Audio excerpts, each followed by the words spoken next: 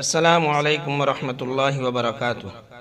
حضرت حسن بصری رحمۃ اللہ علیہ فرماتے ہیں کہ حضرت سمورہ بن جندب رضی اللہ تعالی عنہ نے فرمایا کہ میں تمہیں ایک ایسی حدیث نہ سناؤں جو میں نے رسول اللہ صلی اللہ علیہ وسلم سے کئی مرتبہ سنی، اور حضرت ابو بکر اور حضرت عمر رضی اللہ عنہما سے بھی کئی مرتبہ سنی ہے۔ میں نے عرض کیا ضرور سنائیے۔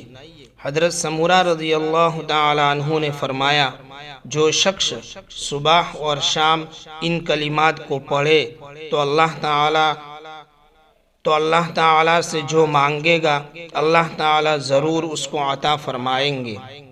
حضرت سمورہ رضی اللہ تعالی عنہ نے اس کے بعد فرمایا کہ میں نے ایک مرتبہ حضرت عبداللہ بن سلام رضی اللہ تعالی عنہ کے سامنے اس دعا کا تذکرہ کیا تو انہوں نے فرمایا کہ میرے ماں باپ رسول اللہ صلی اللہ علیہ وسلم پر قربان ہو۔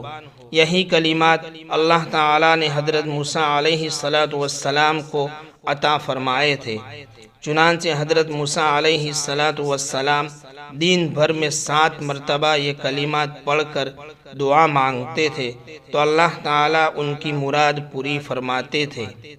وہ دعا یہ ہے: بسم اللہ الرحمن الرحیم، اللہم انت خلقتنی وانت تہدینی وانت تطعمنی وانت تسقینی وانت تمیتونی وانت تحیینی۔